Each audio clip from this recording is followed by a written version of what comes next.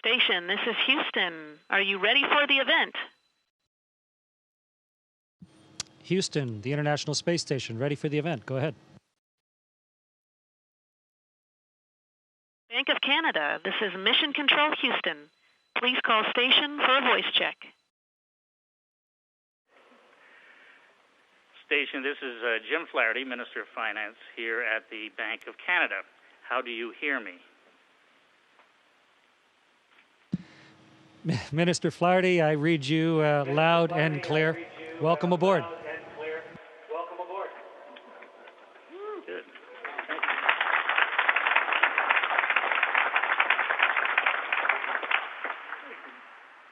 Governor and distinguished guests, it is my pleasure and honor to introduce you to the first Canadian to operate the Canadarm in orbit, the first Canadian to leave a spacecraft and walk in space, and the first Canadian to command the International Space Station, Commander Chris Hadfield.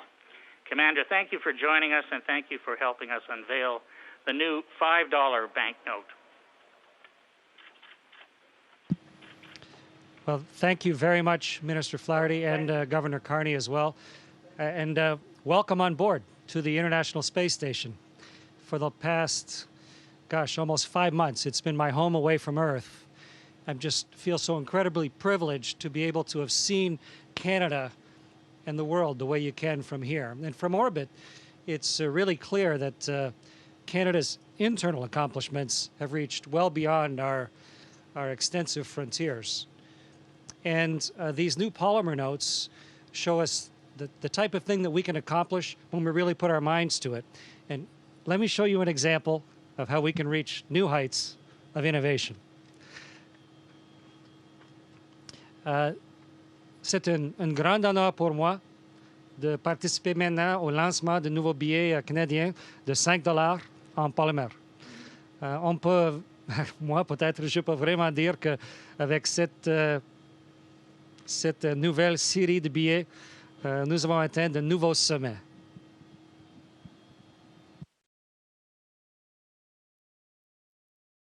Audio, so you can hear us. But unfortunately, you don't have video, so you can't see us. And that's a shame because we have someone here today who I know you would like to see very much. Among our very distinguished guests, there's one very special indeed, Mrs. Helena Hadfield.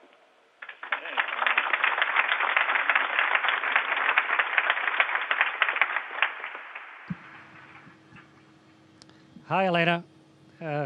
And thanks very much for being there to represent me, of course, but to represent the whole family. And also to all the people that are from the Canadian Space Agency who really represent everybody that make this type of experience for Canada to become possible. I just want to tell you how proud I am to be able to see Canada's achievements in space highlighted on our money.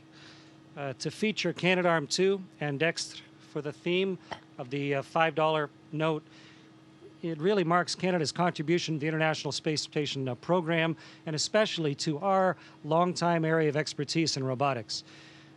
What we call on board, which was moving a little earlier today, the Canadian Mobile Servicing System. It is the sophisticated robotics suite that assembled this place, this incredible laboratory here orbiting the Earth every 90 minutes. And during the past months, in this very laboratory, our crew, in fact, set the all-time record. With all of the support we've had, we were able to set the all-time record for the number of hours of research performed in space. And there are currently about 130 experiments running on board that are pushing back the very edge of what is possible. Commander, can you tell us a bit about the types of experiments you're conducting? Oh, sure. We got all sorts of things going on. And in fact, the Canadian Space Agency, of course, is really heavily involved in leading and developing and helping to run a lot of the experiments that are on board. Something we've been really focusing on from a Canadian side of this multinational laboratory is healthcare, and especially being able to reach remote communities like this little one that I live in. For example, a Canadian experiment that I've been working on today called microflow is an unprecedented capability. It allows us to really do a biological sample analysis in that little box, testing for everything from infections to cancer markers. And this is especially helpful, of course, on board for a long-duration space flight, but it's also directly applicable to people who live in remote parts of the country. And it'll be be helpful for people in small communities to be able to monitor their health close to where they live, rather than having to travel all the way to like a major center for routine tests. And conducting other experiments on board also. I've been doing cardiovascular health and the effects of radiation.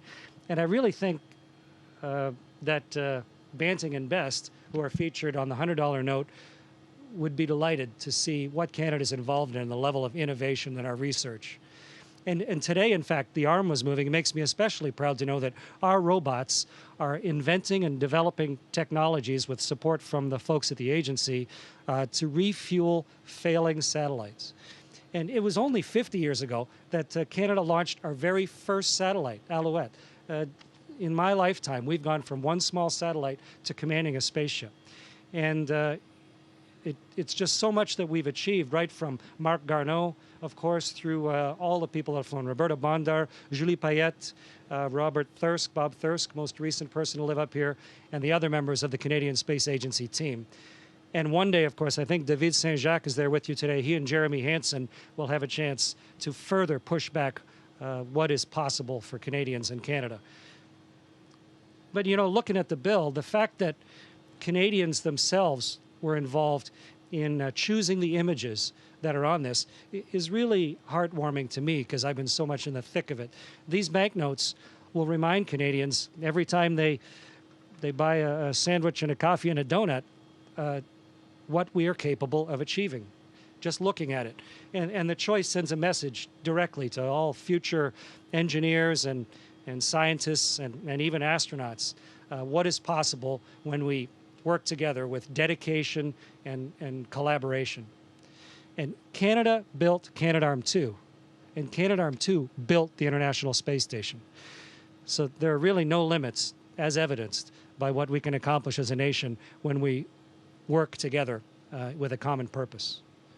So I want to thank you, Governor Carney and Minister Flaherty, for having me with you today to help unveil the $5 banknote. And I really look forward to using these new polymer notes when I get back home. Hi, it's Jim Flaherty again. Dites-nous, commandant Hadfield, qu'est-ce qu'il faut faire pour devenir astronaute et le premier Canadien à commander la Station spatiale internationale? C'est une bonne question. Pour devenir astronaute, il faut, je pense, à moi, trois choses les plus importantes. Premièrement, d'être en bonne santé. Deuxièmement, il faut aussi avoir une éducation avancée, juste pour démontrer qu'on sait comment apprendre. Et troisièmement, il faut trouver quelque chose qu'on aime dans la vie. Persévérer, essayer d'être le meilleur possible. David Saint-Jacques sait bien dans notre domaine. Mais à moi, quand j'avais aux environs de 9 ans, j'ai été inspiré par les missions Apollo. Et les chances, à ce temps-là, de devenir astronaute étaient plus petites que minces, presque rien. Alors, je suis devenu ingénieur et pilote d'essai. Et si je n'avais pas été sélectionné par l'Agence spatiale canadienne pour devenir astronaute, j'aurais été très satisfait de ma carrière parce que j'aimais ce que je faisais. Et peut-être c'est une leçon importante pour les jeunes Canadiens et Canadiennes. Mais maintenant, ça fait plus que 21 ans que je suis astronaute. Ça fait 21 ans que je me prépare pour commander un engin spatial et d'être, comme vous avez dit, monsieur, d'être le premier commandant de la Station spatiale internationale et comme gagner une médaille d'or aux Olympiques. Plus que ça, moi. Et donc, c'est un grand honneur de représenter le Canada et l'Agence spatiale canadienne. Well, thank you, Commander. Your career is an example of excellence, and we all agree that there There are no shortcuts to excellence. It requires tenacity. It requires dedication. And there's someone else with us here today who can tell us about another historic Canadian achievement that also took a long time. And so it's my pleasure to introduce Paul G. Smith, the chairman of the board of Via Rail, to say a few words.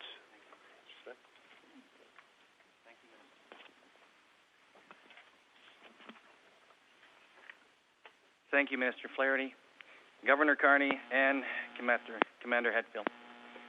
Je suis ravi d'être parmi vous pour le dévoilement d'un nouveau billet de banque qui, chez Via Rail, nous tient particulièrement à cœur, soit le nouveau billet de 10 $ qui met en vedette notre train, votre train, le Canadien.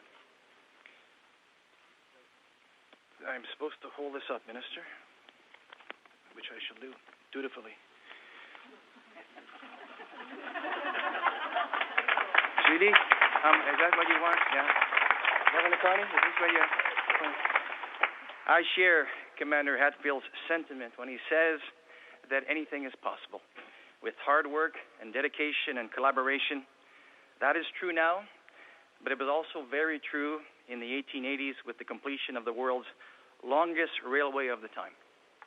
La pose en 1885 du dernier crampon du chemin de fer réunissant l'Est et l'Ouest de ce vaste pays représentait une prouesse d'ingénierie dans le domaine des transports. N'oublions pas qu'à cette époque, le transport sur de longues distances au Canada dépendait des cours d'eau qui étaient gelés et impraticables 5 fois par année et les quelques routes qui existaient étaient en piètre d'état. Le développement économique d'un pays dépend du transport facile des personnes et des biens. Or, le chemin de fer a permis à l'Ouest canadien de se développer et a donné lieu à une croissance importante et même phénoménale des centres urbains. The railroad brought this country together and allowed for great economic expansion, but not without enormous sacrifice and hardship. Workers coming from all over the world, including more than 15,000 Chinese workers, battled some of the most difficult working conditions imaginable. These workers, heroes of Canadian history, prevailed.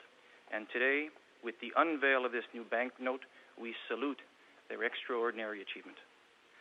L'image représentée sur le nouveau billet évoque aussi un paysage naturel d'une grande beauté, soit les Rocheuses canadiennes. Les voyageurs à bord du Canadien découvrent une succession de paysages magnifiques et j'espère que les gens auront le goût de voyager et de voyager souvent en train lorsqu'ils verront ces nouveaux billets. S'ils le font, ils seront émerveillés devant les paysages extraordinaires qu'ils pourront contempler à la fenêtre de la voiture dans laquelle ils prendront place. John H. Chapman, a pioneer in launching Canada's space program, said in 1967, "In the second century of Confederation," Mr. Chapman said, "the fabric of Canadian society will be held together by strands in space just as strongly as the railway and the telegraph held together the scattered provinces in the last century." I think the fact that we're having an event with Commander Hatfield participating from space is proof that Mr. Chapman was a visionary. A generation ago, no one could have imagined emailing or surfing the internet while traveling by train, let alone by space. Now the frontiers of science and technology continue to expand and converge, changing the way we live, work, play, communicate, and travel. On behalf of Via Rail's President and CEO, Monsieur Marc Laliberté, and on behalf of everyone at Via, I'd like to thank the Bank of Canada for including us in this very special project, the creation of a banknote that will be in the hands of Canadians later this year. Thank you very much.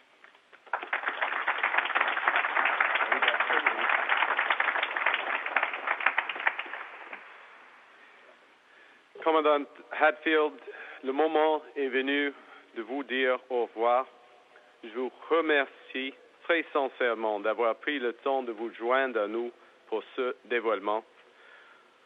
Vous êtes un habitué des communications à très longue distance, mais pour nous, cela représente une toute nouvelle expérience, C'était extraordinaire. C'était un honneur et un privilège. Non, merci à vous, gouverneur. Et cela a été un plaisir pour moi. And thank you very much, and goodbye to everyone.